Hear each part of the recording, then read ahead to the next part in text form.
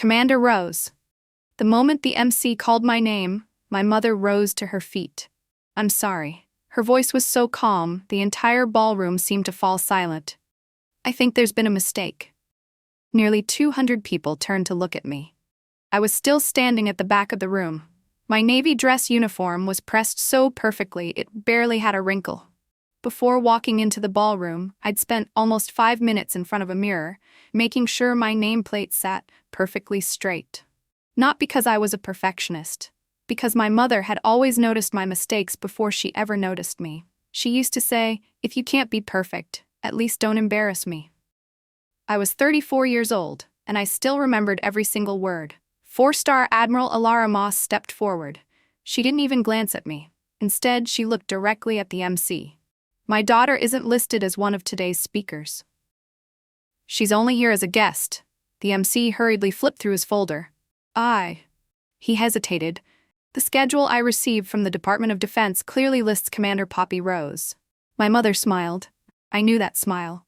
Calm, polite, the kind that made people question themselves before they questioned her. "Someone must have entered it incorrectly," she said. "Poppy works in coordination. She's not giving a speech." A major seated a few rows over let out a quiet chuckle before quickly looking away when others glanced at him. 2 other officers exchanged silent looks. No one said a word. Somehow, that hurt even more. The MC lowered his head and checked the paperwork again. I could see his hand tightening around the folder. He was trapped between protocol and rank. Finally, he lowered the microphone. "Please excuse me for just a moment." He hurried backstage. Whispers immediately spread through the ballroom. My mother turned toward me, still wearing that same gentle smile. She stepped closer, straightened my uniform collar, adjusted my nameplate, brushed an imaginary speck of dust from my shoulder. From across the room, anyone would have thought they were watching a loving mother making sure her daughter looked her best before an important moment. Only I knew the truth. This was her way of reminding me that she still decided where I was allowed to stand. "What are you planning to do?" "I'm just standing here." "Good." She smiled again. "Then keep standing there." Her voice was barely above a whisper. Only the 2 of us could hear it.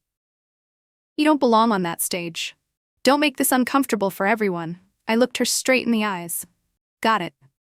Just 2 words, no argument, no explanation. I'd learned a long time ago that some conversations were never meant to have a winner. Then the ballroom doors opened. The MC walked back in. This time, he wasn't alone. Beside him was a man in a dark blue suit. No rank, no ribbons, no insignia. No name tag. But the moment he walked into the ballroom, the 3 generals seated in the front row almost rose to their feet at the exact same time. Every conversation died instantly. He walked to the podium, opened a navy blue folder. "I need to make a correction." His voice was low, steady, absolute. "The schedule is entirely correct." He looked up. "Commander Poppy Rose is here today at the direct request of the National Security Council." Someone behind me sucked in a sharp breath. My mother frowned for the first time. "Excuse me," she said. "I'm her mother. I believe there's been some misunderstanding." The man studied her for a few seconds. "Admiral Moss? I know exactly who you are. But this request didn't come from the Navy." Then he turned toward me. It was the first time that morning someone had looked at me before looking at my rank. "Commander Rose, my apologies for keeping you waiting. We had a few last-minute clearance procedures." I nodded. "No problem." A faint smile crossed his face.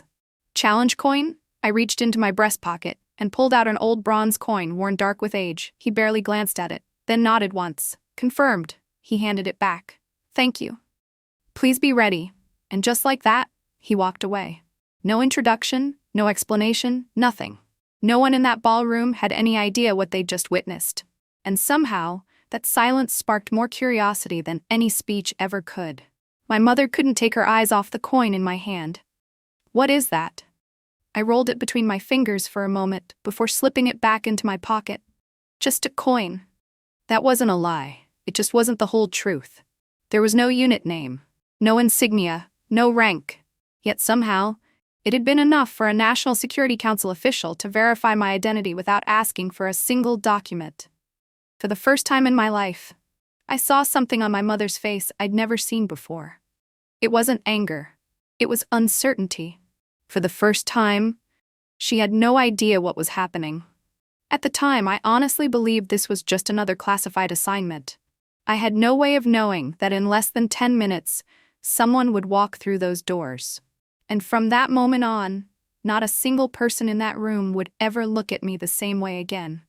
If you're wondering how one old challenge coin could change the atmosphere inside a room full of America's highest-ranking officers, stay with me, because we're only getting started. Every year, when the smell of roasting turkey fills the house, I think about the chair at the head of our Thanksgiving table, my father's chair.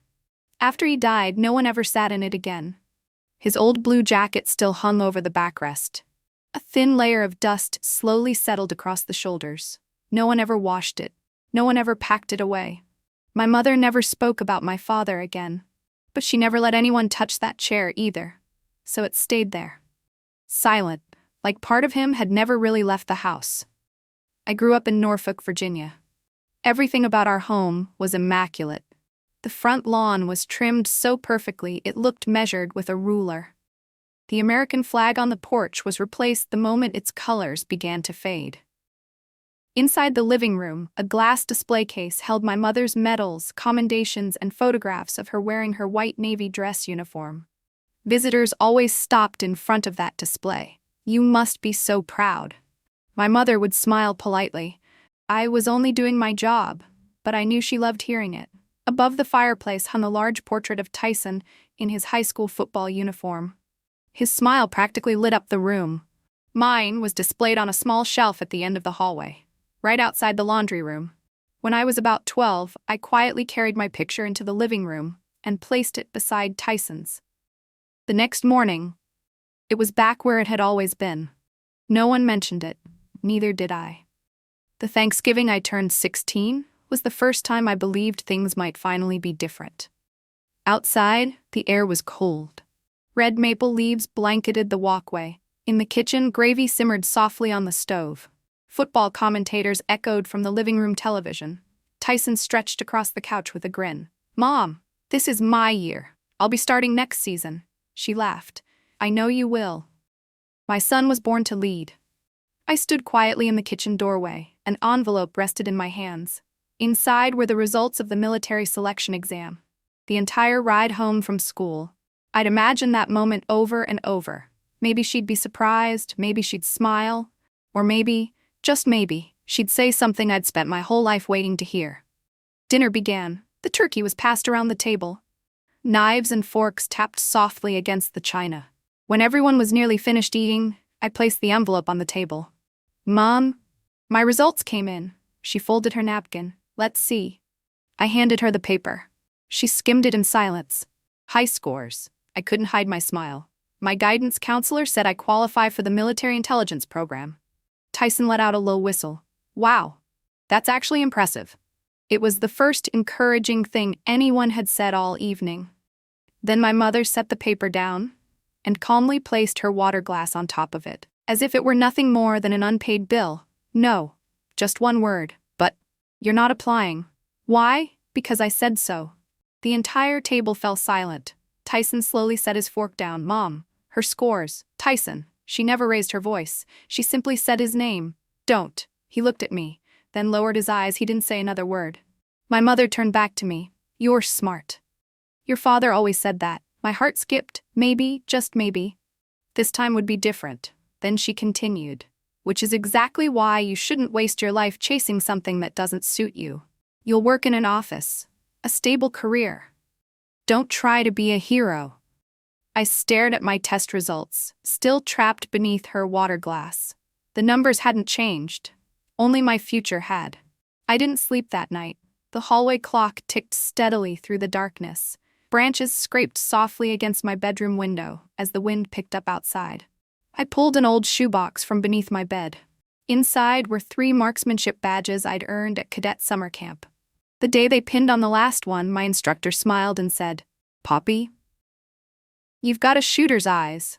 The whole drive home, I'd imagined showing them to my mom. Instead, I took an old handkerchief, wrapped each badge carefully, laid them at the bottom of the box, then slid the box back under my bed. Not because I was ashamed, because I already knew what she'd ask. And what exactly are those supposed to do for you? 2 days later, I walked through the living room. Tyson's picture was still centered above the fireplace. Mine was still at the end of the hallway. Dad's old jacket still rested over the back of his chair, gathering dust. Nothing had changed. Except me. For the first time. I stopped waiting for approval that was never going to come.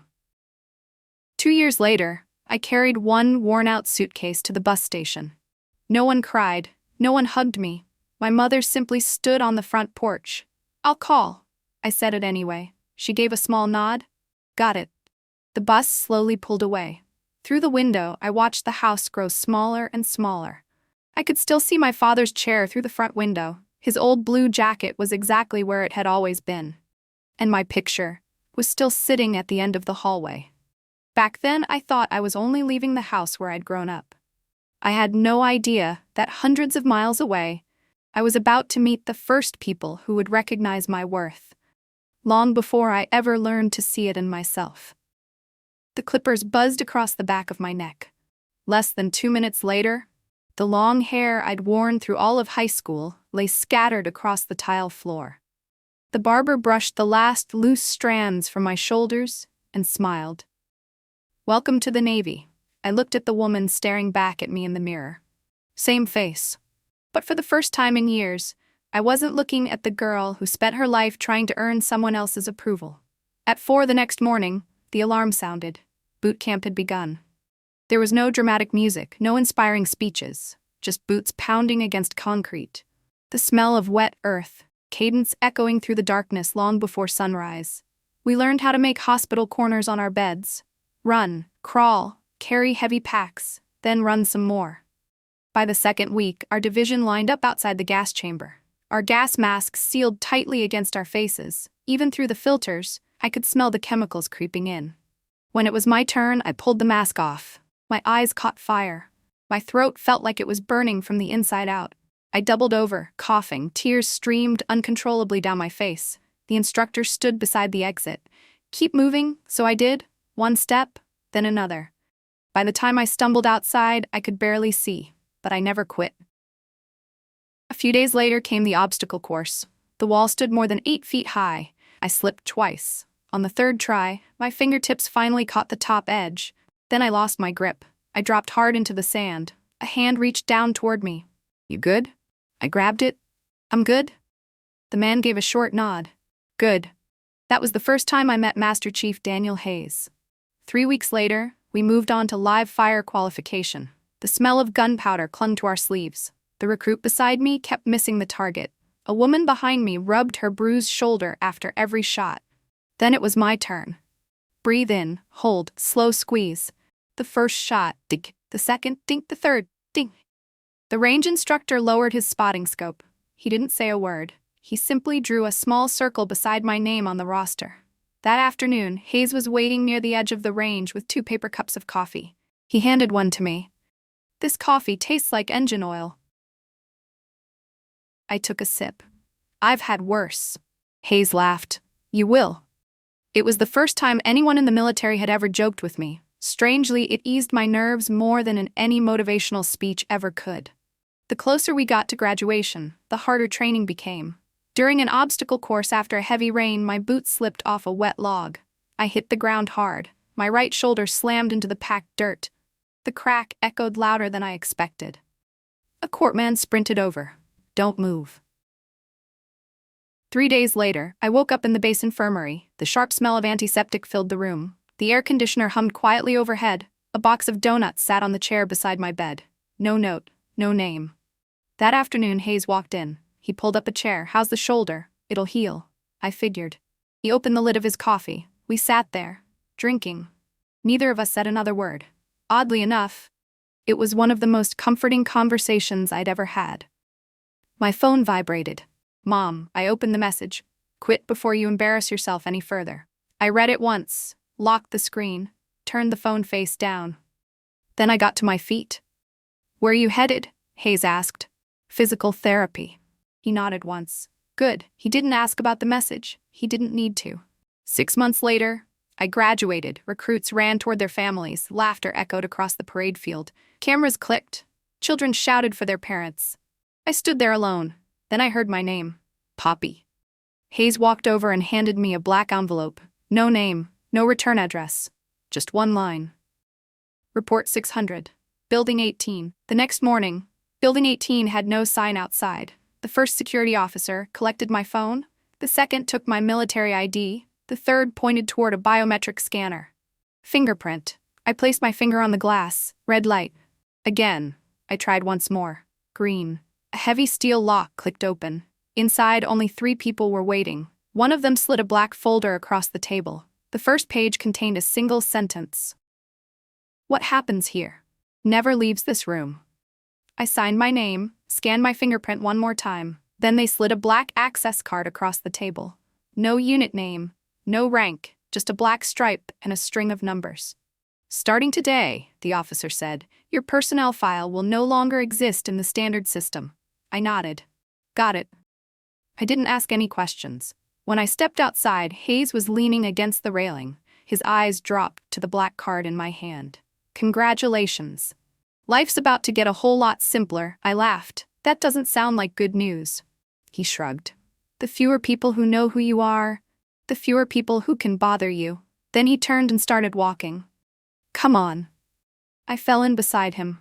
At the time, I thought I was simply beginning a new assignment. I had no idea that just a few months later, one phone call from Virginia would pull me back to the house I'd spent years trying to leave behind, and force me to stand face to face with the one person I'd spent my entire life trying to prove myself to. I still carry that challenge coin, not in a display case, not on my desk. It lives in the pocket of my jacket, right next to my car keys.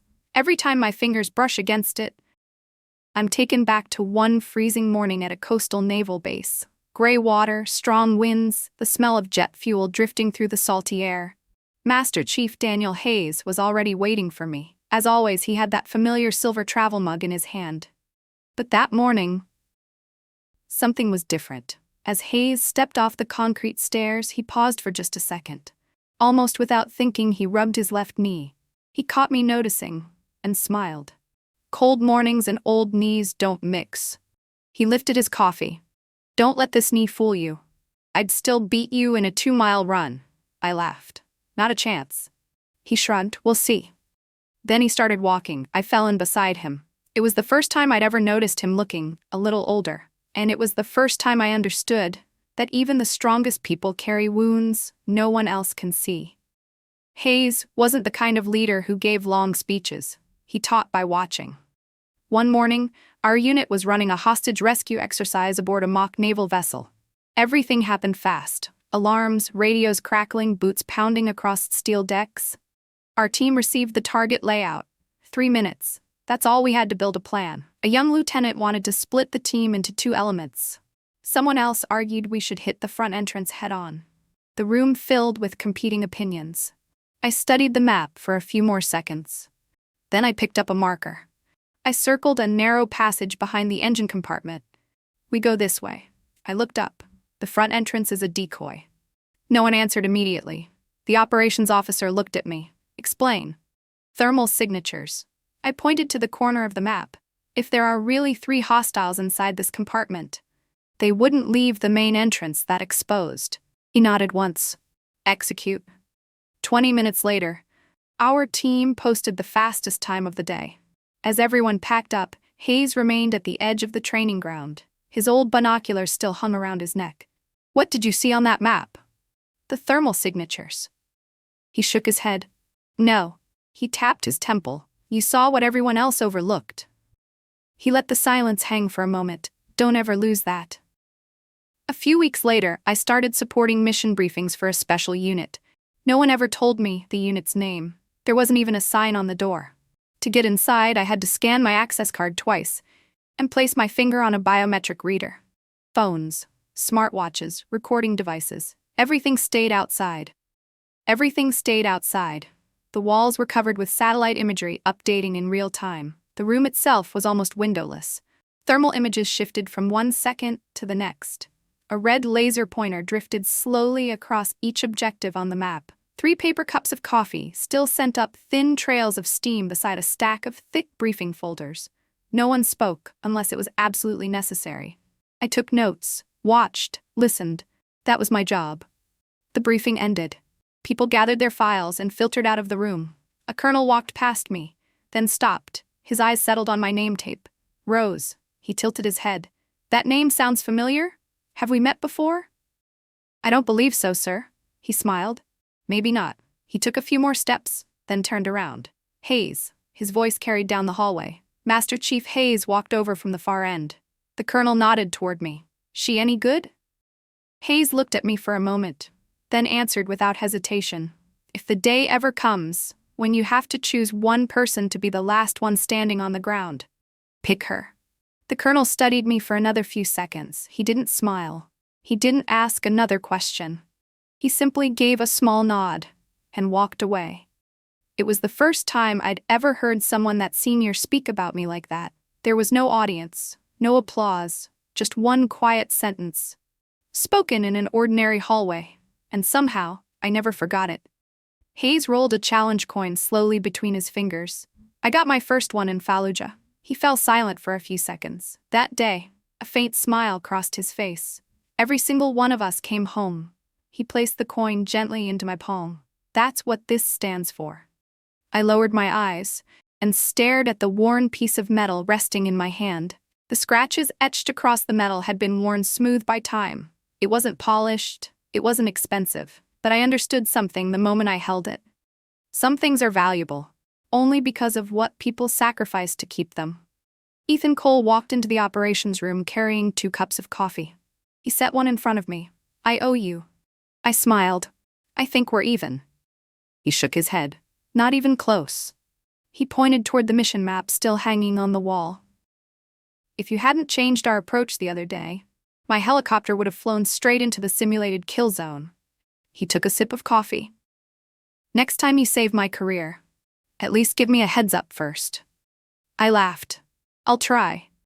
He grinned and shook his head. No, I kind of like surprises. He picked up his coffee, gave me a small nod, then walked out of the room. That afternoon, just as I was about to leave the base, a security officer hurried after me. Commander Rose. He handed me a dark blue envelope. On the front, there was only one line. Attendance required, family relations reception. Norfolk. My eyes stayed fixed on one word. Norfolk. I hadn't been back in months. My phone started vibrating. The screen showed a single word. Mom. I let it ring twice, then answered. At the time, I thought it was nothing more than an invitation to come home. I had no idea. That trip would become the first time my mother publicly diminished me in front of hundreds of senior military officers. My mother's phone call lasted less than a minute. Saturday. Be here at 6. Full dress uniform. Then the line went dead. No goodbye. No, how have you been? Not even a question about whether I was available. For 34 years, my mother had never treated an invitation like a choice. With her, it was always an order. The reception was being held at the Officers' Club overlooking Norfolk Harbor. The sun had just slipped below the horizon. Golden lights shimmered across the water. Crystal glasses clinked softly. A jazz trio played quietly from the corner of the room. I arrived 15 minutes early. Hayes once told me something I'd never forgotten. If you can't control the meeting, at least control when you walk into it. I straightened my white gloves, smoothed the front of my dress uniform, took one slow breath, then stepped inside. Poppy. Tyson was waiting near the entrance. It had been almost a year since we'd seen each other. He gave me a quick hug, then stepped back. You look good in uniform. Thanks, I smiled. He glanced around the room. Mom's pretty wound up tonight. A lot of important people are here. He hesitated, then quietly added, just don't make things any worse. I looked at him. Since when am I the one who causes problems? Tyson didn't answer. He stared down at the glass in his hand, and I understood. For years, he'd only ever heard my story through our mother's version of it. More guests began arriving. Senior officers gathered in small circles, the aroma of fresh coffee mixed with expensive perfume and polished wood. A server passed by carrying a tray of hors d'oeuvres. The room grew louder with conversation. Then, exactly at 6 o'clock, my mother walked in, Her white dress uniform drew every eye in the room almost instantly. Conversations softened. Heads turned. She still had that presence, calm, confident, completely at ease being the center of attention. A few minutes later, she led me over to a group of senior officers. "This is my daughter." I shook each of their hands. "It's an honor to meet you, sirs." One rear admiral studied the name on my uniform a little longer than the others. "Commander Rose." He frowned slightly. "That name sounds familiar." Before I could answer, my mother smiled. "Poppy works in planning. Mostly paperwork."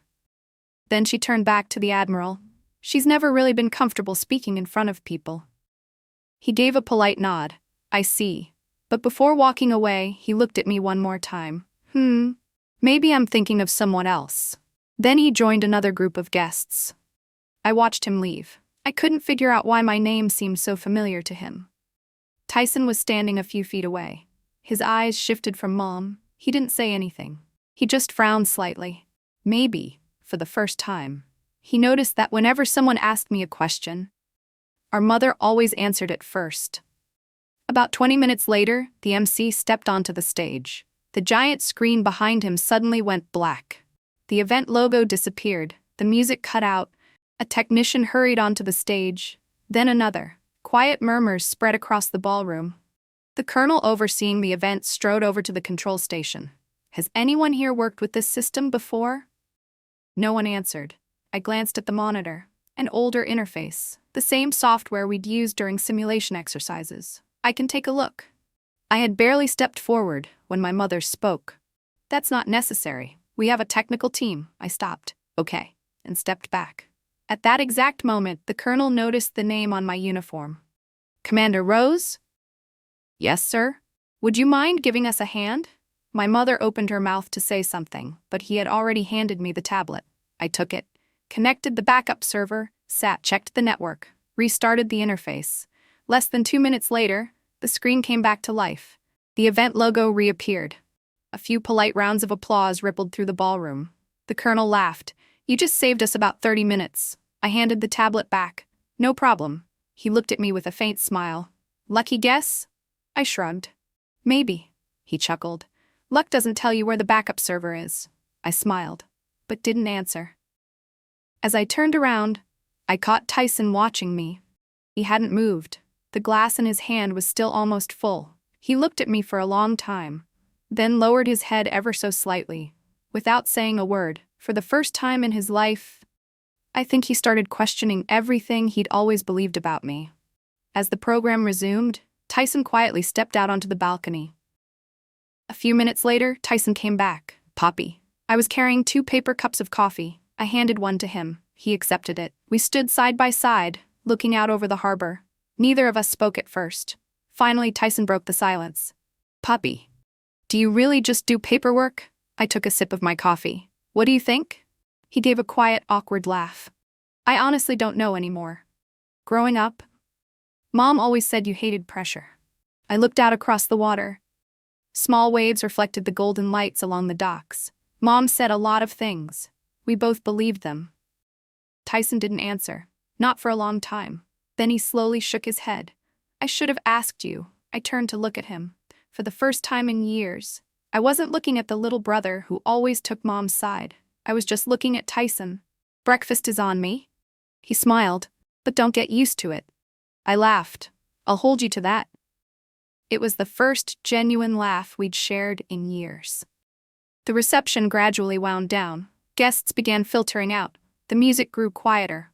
Servers collected half-finished glasses from the tables. At the far end of the hallway, I spotted Hayes. He wasn't wearing a uniform, just his familiar dark blue jacket. The same silver travel mug rested in his hand. He walked past me without stopping. As he did, he set a challenge coin on the edge of a nearby table, then nudged it toward me with one finger. "Your turn." Just 2 words. I looked up. Hayes gave me a small nod, then kept walking. He never looked back. I picked up the coin. The old scratches were still there, catching the light. I had just reached the parking lot when a security officer called after me. "Commander Rose." He handed me a sealed dark blue envelope. 4 words were printed on the front. "Pentagon Monday, 0800. I opened it. Inside was an official summons. At the bottom of the page, one line was printed in bold.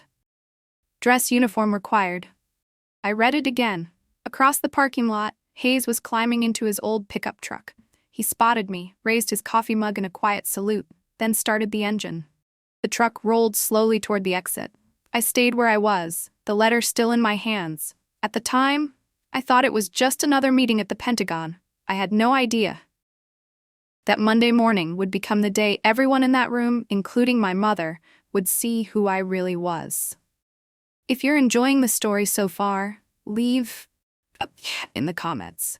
And if you're not convinced yet, go ahead and hit the like button anyway.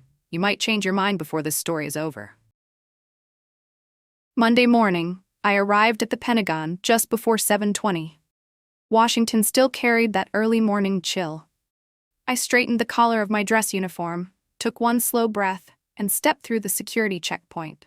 The challenge coin Hayes had given me was still tucked inside my left breast pocket. I wasn't even sure why I kept carrying it. Maybe because every time I touched it, I remembered something he'd once told me. When the room gets loud, let your preparation do the talking. The briefing room was on the 3rd floor. Not especially large. A massive LED display covered the front wall. A digital map of the coastline filled the screen, scattered with dozens of red and blue markers. The smell of fresh coffee still lingered in the air. Senior officers sat around a U-shaped conference table. Some spoke quietly among themselves. Others flipped through thick briefing binders. My mother was already there. She glanced at me once, then went right back to her conversation with the Rear Admiral. No greeting. I didn't walk over either. I found the seat with my nameplate, at the very end of the table, exactly where I expected to be. Just another observer. The briefing began. The analysis team presented the exercise scenario. A special operations team was stranded along the coastline. Communications were down. Air support couldn't reach them. Time remaining: 12 minutes. Nearly 30 minutes of discussion followed. No one could agree on a solution. Every proposal ended with unacceptable casualties. The tension in the room kept building. Finally, one of the Rear Admirals set down his pen. Does anyone have another option? Silence. His eyes slowly swept around the room until they landed on me. Commander Rose, I've watched you taking notes this entire time. What do you think? Every head in the room turned toward me, including my mother's. I stood. Permission to approach, sir? The Rear Admiral gave a small nod. I walked to the front of the room, zoomed in on the coastal map, then used the digital pen to trace a route around the marshland. One colonel immediately shook his head. Too slow. I nodded. You're right. But that's exactly what the enemy will think. I marked 3 elevated positions. If this team stops trying to win in 12 minutes and focuses on surviving another 20, the incoming tide will cover their entire withdrawal route. The room fell silent. I never looked at my mother, only at the map. The primary objective isn't eliminating the enemy. It's bringing every one of our people home. The simulation officer entered my route into the system. The screen shifted into simulation mode. Icons began moving across the map. Every eye in the room lifted to the display. No one spoke. 2 minutes. 3, 5. An officer near the back of the room suddenly sat up straighter. Team 1 is out. 7 minutes. The supply route is still intact. 10 minutes. Objective complete. Bright green letters appeared across the center of the screen. Mission successful. No one spoke. 3 long seconds passed. The only sound was the steady hum of the air conditioning. The Rear Admiral slowly set his pen on the table. One colonel let out a quiet breath. Didn't see that coming. A civilian official quietly closed his briefing folder. He said nothing. Across the room, Tyson was staring at me. The look in his eyes was nothing like the one he'd walked in with. My mother remained perfectly still. She looked at me for a long moment, her lips parted. Poppy? But the rest of the sentence never came. At the back of the room, Hayes gave the smallest nod. Then a 4-star general rose from his chair. He walked straight toward me, extended his hand. Excellent analysis. I shook it. Thank you, sir. He glanced toward the Rear Admiral. The Rear Admiral nodded once. The general looked back at me. Commander Rose, from this point forward, I'd like you assigned to the Doctrine Development Team for future operational exercises. For the first time that morning, I was genuinely caught off guard. "Yes, sir." Tyson was seated in the guest section. Our eyes met. This time, there was no confusion, no doubt, only respect. He gave me a small nod. I answered with the faintest smile. Neither of us needed to say a word. The meeting adjourned. Chairs slid quietly across the floor. Folders snapped shut. People filed out in small groups. I gathered my notes. When I stepped into the hallway, Hayes was waiting at the far end. His familiar silver travel mug was still in his hand. He looked at me, gave one quiet nod, then turned and walked away. I watched until he disappeared around the corner. I had almost reached the exit when a security officer hurried toward me. "Commander Rose?" "Yes." "If you'll come with me. Room B214. I looked down at the slip of paper he handed me. "What is this about?" He smiled politely. "I was only instructed to escort you there." Then he turned and started walking. I looked up. At the far end of the corridor, door B214 remained closed. No nameplate, no rank, just a small green access light that had suddenly come on. I took one slow breath and walked toward it. The conference room door closed behind me. The Pentagon hallway was quieter than I'd expected. Only the sound of footsteps echoed across the polished stone floor. At the far end of the corridor, Hayes was still there. The familiar silver travel mug rested in one hand. With the other, he reached into his jacket pocket, pulled out his challenge coin, and placed it in my palm. He gave me a small nod, then turned and walked away. I watched until he disappeared around the corner. 3 days later, I was back in Norfolk to finish a few administrative files. Around lunchtime, I stopped by the officers' club. The place was busy. Silverware clinked against plates. The espresso machine hissed. Conversations filled the room. I had just picked up my Americano when I saw my mother. She was standing with a lunch tray in her hands. Her eyes swept across the dining room. A few tables still had empty chairs. Several officers noticed her. They nodded politely, then went right back to their conversations. No one waved her over. No one invited her to sit. She stood there for another few seconds. Finally, she walked to a small table by the window. Alone, she set down her tray and quietly took a seat. No one was rude to her, but no one crossed the room either. I stood there for a moment, then took my coffee and walked outside. That afternoon, Tyson called. "Poppy." "Hey, I'm cleaning out the house," I smiled. "Now that's something I never thought I'd hear." He laughed, then fell silent. I found a box.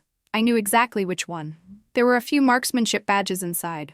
They all had your name on them. I didn't say anything. Tyson took a slow breath. I'm sorry." I held the phone quietly for a few seconds. "Breakfast this weekend?" "Yeah, my treat this time." He gave a soft laugh. "Don't get used to it." I smiled. "Deal." A week later, the Inspector General's office began reviewing a number of old personnel files. No one called it an investigation. Officially, it was just a routine document review. But one file after another began appearing on conference tables. Emails, internal memos, duty schedules, meeting minutes, performance evaluations dating back years. Then a retired colonel submitted the complete email archive he had kept all those years. A retired executive assistant turned over years of internal memoranda. A lieutenant colonel brought in the notebook she'd carried through countless planning meetings. No one raised their voice. No one pointed fingers. They simply placed the documents on the table and let the records tell their own story. 2 days later, I came home to find a cream-colored envelope resting outside my apartment door. No stamp. No return address. Just one line written neatly across the front. Commander Poppy Rose. I recognized the handwriting immediately. It was my mother's. I carried the envelope into the kitchen, set it beside a mug of coffee that was still sending up thin curls of steam. For a long time, I didn't open it. Late afternoon sunlight spilled across the grass outside my window. Somewhere below, children laughed as they rode their bikes through the courtyard. I looked at the envelope again. For most of my life, the only things my mother ever sent me were orders. This time it was only a letter. I still had no idea what she'd written inside, but I knew one thing: sooner or later, I was going to read it. My mother's letter sat on the kitchen table for 2 full days. Every morning I'd see it while making coffee. Every night, it was still there when I turned off the lights. It wasn't until Sunday morning that I finally picked up the letter opener. Inside, There was only a single handwritten page. No rank, no official heading, just the handwriting I'd known my entire life. Poppy, maybe I spent too many years trying to raise an officer and forgot I was raising a daughter. Alara. I folded the letter, slipped it back into the envelope. Sometime while I was reading, the coffee beside me had gone cold. A week later, Tyson sent a one-line text. Breakfast? I drove back to Norfolk. The little diner by the harbor was just as busy as ever. The bell over the door chimed. The smell of bacon filled the room. Fresh pancakes came off the grill. Tyson was already waiting. 2 Americanos sat on the table. Still remember your order. I smiled. We talked about everything. The football team he was coaching, the neighbor's dog that kept wandering into his yard, an old pickup truck that refused to start.